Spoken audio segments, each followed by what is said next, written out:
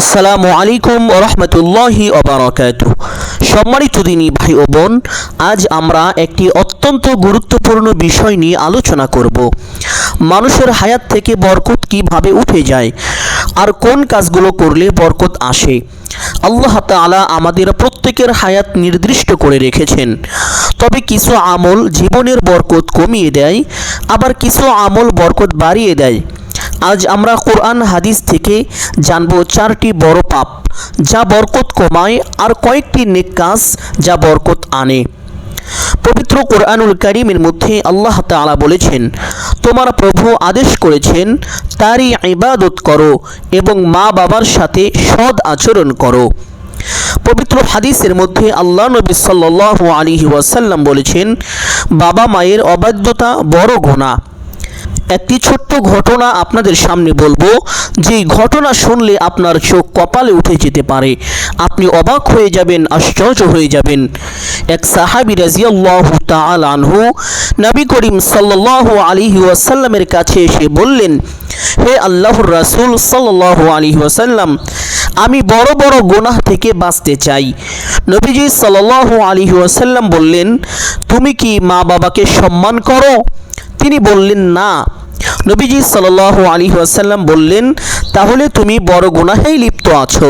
নাউযুবিল্লাহ। মা বাবাকে যারা সম্মান করে না, মা বাবার সাথে যারা ভালো ব্যবহার করে না, তারা তো এমনিতেই বড় গুনাহতে লিপ্ত আছে। নবীজি সাল্লাল্লাহু আলাইহি ওয়াসাল্লাম ওই সাহাবীকে এইভাবেই ইঙ্গিত করে বললেন যে তুমি বড় গুনাহের মধ্যেই লিপ্ত আছো, তোমাকে এই গুনাহ থেকে বেরিয়ে আসতে হবে।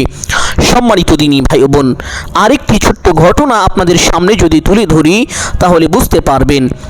এক ব্যক্তি যুদ্ধক্ষেত্রে শহীদ হওয়ার অনুমতি চাইলেন। নবীজি সাল্লাল্লাহু আলাইহি ওয়াসাল্লাম তাকে জিজ্ঞেস করলেন, তোমার মা কি জীবিত আছেন? তিনি বললেন, হ্যাঁ। নবীজি সাল্লাল্লাহু আলাইহি ওয়াসাল্লাম বললেন, তাহলে তার সেবায় লেগে থাকো, তার পায়ের নিচেই তোমার জন্য জান্নাত রয়েছে। সুবহানাল্লাহ।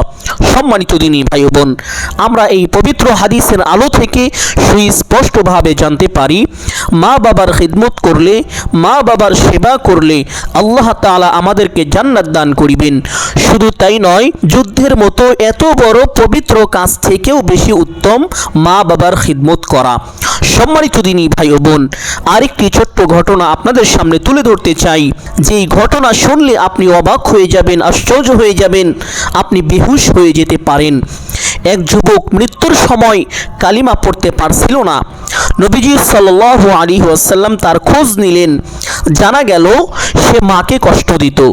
মা যখন ক্ষমা করলেন তখনই তার জবান খুলে গেল এবং সে কালিমা পড়তে পড়তে মৃত্যুবরণ করল। সুবহানাল্লাহ। সম্মানিত দিনী ভাই বোন, এক যুবক মৃত্যুর সময় কালিমা পড়তে তার এত কষ্ট হচ্ছিল যে সে কোনোভাবেই কালিমা পাঠ করতে পারছে না। এমত অবস্থায় নবী করিম সাল্লাল্লাহু আলাইহি ওয়াসাল্লাম খোঁজ খবর নিলেন, জানতে চাইলেন যে কি ব্যাপার, সে কেন কালিমা পাঠ করতে পারছে না। নবীজি সাল্লাল্লাহু আলাইহি ওয়াসাল্লাম খোঁজ খবর নিয়ে দেখতে পারলেন ওই যুবক তার মা বাবাকে কষ্ট দিয়েছে, মা বাবার সাথে বেয়াদবি করেছে, যার কারণে মৃত্যুর সময় তার কালিমা নসিব হচ্ছে না। নাউযুবিল্লাহ। সম্মানিত দিনী ভাই ও বোন আমার, যারা মা বাবাকে কষ্ট দিয়ে থাকেন, মা বাবার সাথে খারাপ আচরণ করেন, মা বাবার সাথে বেয়াদবি করেন, তারা শুনুন, মৃত্যুর সময় যেই ব্যক্তি কালিমা পাঠ করতে করতে মৃত্যুবরণ করবে, তার চাইতে সৌভাগ্যবান ব্যক্তি, তার চাইতে সুখী মানুষ পৃথিবীর আর কেউ হতে পারে না। কারণ পবিত্র হাদিসের মধ্যে এসেছে, আল্লাহ নবী সাল্লাল্লাহু আলাইহি ওয়াসাল্লাম বলেছেন, মৃত্যুর সময় যার কালিমা নসিব হবে তার জন্য জাহান্নাম হারাম হবে এবং জান্নাত ওয়াজিব হবে। শুধু তাই নয়, কাল হাসরের ময়দানে কঠিন ভয়াবহ পরিস্থিতির মধ্যে মানুষের মাথার আধা হাত উপরে সূর্য থাকবে, সূর্যের সমস্ত মুখগুলো খুলে দেওয়া হবে। দুনিয়ার মধ্যে আমরা যে সূর্য দেখতে পাই, এই সূর্য আমাদের দিকে উল্টোভাবে রাখা আছে, তবুও সূর্যের সমস্ত মুখগুলো খুলে দেওয়া হয়নি, মাত্র একটি মুখ খোলা, তবুও সেটা অপর দিকে। আমরা যেই সূর্য দেখতে পাই, আমরা সূর্যের মুখ দেখতে পাই না, আমরা সূর্যের অপর সাইড দেখতে পাই। কিন্তু কাল হাসরের ময়দানে মানুষের মাথার আধা হাত উপরে এই সূর্য থাকবে। সূর্যের সমস্ত মুখগুলো খুলে দেওয়া হবে। কিতাবের মধ্যে এসেছে সূর্যের সর্বমোট মুখ হলো 7টি। এই 7টি মুখ একেবারে খুলে দেওয়া হবে। মানুষের মাথার আধা হাত উপরে সূর্য থাকবে। তাপের কারণে মানুষের মাথার মগজগুলো টকবক টকবক করে জমিনের মধ্যে পড়তে থাকবে। এমন অবস্থার মধ্যে আল্লাহ তাআলা 7 শ্রেণীর মানুষকে তার রহমতের আরশের ছায়া দান করিবেন। তার মধ্যে একজন মানুষ হলো যেই ব্যক্তি মৃত্যুর সময় তার কালিমা নসিব হবে। সুবহানাল্লাহ। সম্মানিত দিনী ভাই ও বোন, পবিত্র কোরআন এবং হাদিসের আলো থেকে আমরা সুস্পষ্টভাবে এটাই জানতে পারি যে মা বাবার সাথে কোনোভাবে বেয়াদবি করা যাবে না, তাদের অবাধ্য হওয়া যাবে না। তাহলে আমরা জান্নাত পাবো না এবং দুনিয়াতে আমাদের হায়াতের বরকত কমে যাবে, আমাদের অতি দ্রুত মৃত্যু হয়ে যাবে, হঠাৎ করে আমরা মারা যাব। সম্মানিত দিনী ভাই ও বোন, আপনি যদি সম্মানের সহিত এই দুনিয়াতে দীর্ঘদিন বেঁচে থাকতে চান, আপনি যদি চান আপনার হায়াতের আয়ু বেড়ে যাক, তাহলে অবশ্যই মা বাবার খেদমত করার চেষ্টা করিবেন। আল্লাহ তাআলা আপনার জীবনের হায়াতকে বাড়িয়ে দিবেন। আল্লাহ তাআলা আপনার রুজি রোজগারের মধ্যে প্রচুর পরিমাণ বরকত দান করিবেন। সকল প্রকার অভাব অনটন দূর করে দিবেন। সুবহানাল্লাহ। সম্মানিত দিনী ভাই ও বোন, এক হাদিসের মধ্যে এসেছে যে আত্মীয়তার সম্পর্ক বজায় রাখে আল্লাহ তাআলা তার রিজিক বাড়ান ও হায়াত দীর্ঘ করেন। সুবহানাল্লাহ। আরেক হাদিসের মধ্যে এসেছে রাসূলুল্লাহ সাল্লাল্লাহু আলাইহি ওয়াসাল্লাম এক ব্যক্তিকে বললেন, তুমি কি চাইছো তোমার রিজিক বাড়ুক আর হায়াত দীর্ঘ হোক? তখন সেই ব্যক্তি বলল, জি, এটা আমি চাই। রাসূলুল্লাহ সাল্লাল্লাহু আলাইহি ওয়াসাল্লাম বললেন, আত্মীয়তার সম্পর্ক বজায় রাখো। সুবহানাল্লাহ। আরেক হাদিসের মধ্যে এসেছে এক ব্যক্তি রাসূলুল্লাহ সাল্লাল্লাহু আলাইহি ওয়াসাল্লামের কাছে অভিযোগ করলো যে আমি আত্মীয়দের সাথে সম্পর্ক রাখি, কিন্তু তারা আমার সাথে সম্পর্ক রাখে না, আমার সাথে তারা সম্পর্ক রাখতে চায় না। রাসূলুল্লাহ সাল্লাল্লাহু আলাইহি ওয়াসাল্লাম বললেন, তুমি যদি সম্পর্ক রাখো আর তারা যদি সম্পর্ক ছিন্ন করে, তাহলে তোমার জন্য ফেরেশতারা লিখে রাখবে, তুমি সওয়াব পেলেই পাবে, আল্লাহ তোমার সাহায্যে থাকবেন। সুবহানাল্লাহ। অর্থাৎ আপনি যদি আপনার আত্মীয় স্বজনদের সাথে সম্পর্ক রাখতে চান আর তারা যদি আপনার সঙ্গে সম্পর্ক রাখতে না চায়, তারা সম্পর্ক ছিন্ন করতে চায়, তাহলে এটা ফেরেশতারা লিখে রাখবে আর আল্লাহ তাআলা আপনাকে সাহায্য করবেন। সুবহানাল্লাহ। আমাদের সমাজে অনেক সময় দেখা যায় ভাই ভাই বছরের পর বছর কথা বলে না, কিন্তু যার পরিবার ও আত্মীয়তার সম্পর্ক মজবুত, শক্ত, কঠিন, তাদের মধ্যে মানসিক শান্তি, সুস্থতা ও বরকত স্পষ্ট দেখা যায়। সুবহানাল্লাহ। যাদের সম্পর্কে কোনো ফাটল ধরে না, যাদের সম্পর্ক অটুট থাকে, আল্লাহ তাআলা তাদেরকে বরকত ঢেলে দেন, তাদেরকে চতুর্দিক থেকে আল্লাহ তাআলা সাহায্য করেন। সুবহানাল্লাহ। এক হাদিসের মধ্যে আল্লাহ নবী সাল্লাল্লাহু আলাইহি ওয়াসাল্লাম বলেন, আত্মীয়তার সম্পর্ক ছিন্নকারী ব্যক্তি জান্নাতে প্রবেশ করবে না, তারা সরাসরি জাহান্নামে চলে যাবে। নাউযুবিল্লাহ। এই জন্য আত্মীয়তার সম্পর্ক বাড়াতে হবে। তাদের সাথে কখনোই ঝগড়াঝাটি করা যাবে না, সম্পর্ক নষ্ট করা যাবে না। যথাসাধ্য চেষ্টা করতে হবে আত্মীয়তার সম্পর্ক বজায় রাখার জন্য। দ্বিতীয় নাম্বার, যেই কাজ করলে মানুষের হায়াত কমে যায়, রিজিকের বরকত কমে যায়, সেই কাজ হলো জুলুম করা। পবিত্র হাদিসের মধ্যে এসেছে, জুলুম হলো অন্ধকার, কিয়ামতের দিন তা অন্ধকারের রূপ নেবে। বনি ইসরায়েলের এক নারী একটি বিড়ালকে বেঁধে রেখেছিল, খেতে দেয়নি, ছেড়েও দেয়নি, বিড়ালটি মারা গেল।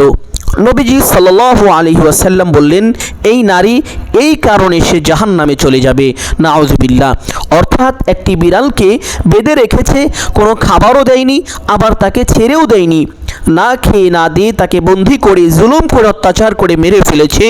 এই জন্য ওই মহিলা জাহান্নামে চলে যাবে। নাউযুবিল্লাহ। এই জন্য কোনো প্রাণীকে কষ্ট দেওয়া যাবে না। আল্লাহ তাআলা এটা সহ্য করতে পারেন না। এক সাহাবী রাদিয়াল্লাহু তাআলা আনহু নবীজি সাল্লাল্লাহু আলাইহি ওয়াসাল্লামকে বললেন, আমার কাছে কিছু শ্রমিক কাজ করেছিল, কিন্তু আমি তাদের মজুরি দেইনি। রাসূলুল্লাহ সাল্লাল্লাহু আলাইহি ওয়াসাল্লাম বললেন, হে সাহাবী, যদি মজুরি না দাও তবে এটি কিয়ামতে তোমার গলায় শিকলে বাঁধা থাকবে। নাউযুবিল্লাহ। আমাদের সমাজে অনেক মানুষ আছে যারা কৃষকদেরকে নিয়ে, শ্রমিকদেরকে নিয়ে কাজ করায়, তাদের পারিশ্রমিক দেয় না। এদেরকে আল্লাহ তাআলা কাল কিয়ামতের ময়দানে কঠিন শাস্তি দান করিবেন, তাদেরকে অপমানজনক শাস্তি দিবেন। নাউজুবিল্লাহ। আরেকটি ছোট্ট ঘটনা আপনাদেরকে বলতে চাই। ফিরাউন ও নমরুদের পতন তাদের জুলুমের কারণেই হয়েছিল। তারা দুনিয়াতেই ধ্বংস হয়ে গিয়েছিল শুধুমাত্র জুলুম করার কারণে। সম্মানিত দিনী ভাই ও বোন আমার, এই জন্য কোনো প্রাণীকে বা কোনো কিছুকে জুলুম করা যাবে না। প্রত্যেক জুলুমই মানুষের জন্য অন্ধকার হয়ে থাকে। এই জন্য জুলুম থেকে বেরিয়ে আসতে হবে, নতুবা আপনার হায়াত শুধু কমতেই থাকবে। নাউজুবিল্লাহ। সম্মানিত দিনী ভাই বোন, 3 নাম্বার বিষয় হলো, পবিত্র হাদিসের মধ্যে এসেছে, যখন কোনো জাতির মধ্যে অশ্লীলতা ছড়িয়ে পড়ে তখন তাদের মধ্যে এমন সব রোগ ছড়ায় যা আগে ছিল না, আর মৃত্যু বাড়তে থাকে। নাউজুবিল্লাহ। একটি ছোট্ট ঘটনা আপনাদেরকে বলতে চাই, শুনলে অবাক হয়ে যাবেন। হযরত লূত আলাইহিস সালামের কওম অশ্লীলতা ও সমকামিতায় ডুবে গিয়েছিল।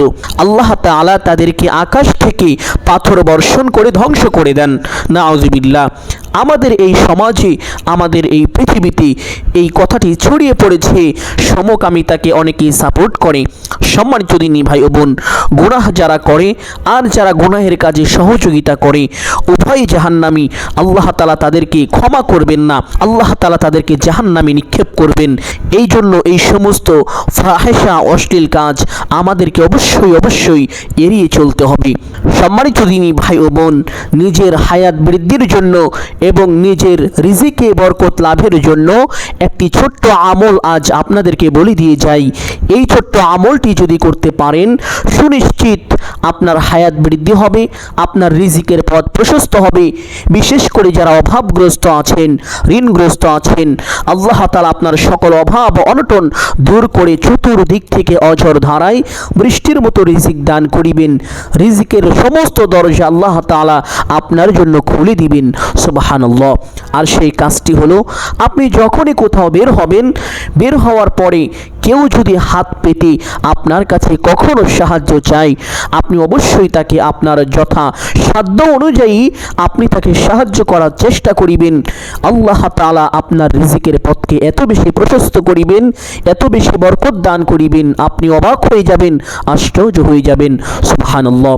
যে কোনো সমস্যার সমাধান দান সদকার মাধ্যমে হয়ে থাকে। এমন সমস্যা যদি হয়ে থাকে যেই সমস্যার কোনো সমাধান হচ্ছে না, যেই সমস্যার কোনো রাস্তা পাওয়া যাচ্ছে না, এমন সমস্যায় যদি আপনি আক্রান্ত হয়ে থাকেন, তাহলে আল্লাহর রাস্তায় বেশি বেশি দান করুন, গরিব দুঃখীদেরকে খাওয়ান, সদাকা করুন। দেখুন আল্লাহ তাআলা সকল সমস্যাকে দূর করে দিবেন। সুবহানাল্লাহ। সম্মানিত দিনী ভাই বোন, আমি আশা করছি আজকের এই আমলটি আপনাদের সকলের জন্য অত্যন্ত গুরুত্বপূর্ণ এবং উপকারী ছিল। অতএব সকলকে বলবো, সাদগায়ে জারিয়ার উদ্দেশ্যে কমপক্ষে একটি হলেও শেয়ার করে দিবেন। যদি আলোচনাটি ভালো লাগে একটি লাইক করবেন, কমেন্টে আমিন বলে দোয়ায় শরীক থাকবেন। যারা এই চ্যানেলে নতুন দর্শক রয়েছেন, চেষ্টা করিবেন চ্যানেলটি সাবস্ক্রাইব করে রাখার জন্য।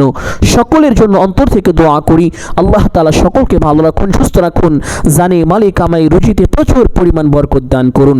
সকলেই বলি আমিন সুম্মা আমিন। আসসালামু আলাইকুম ওয়া রাহমাতুল্লাহি ওয়া বারাকাতুহু।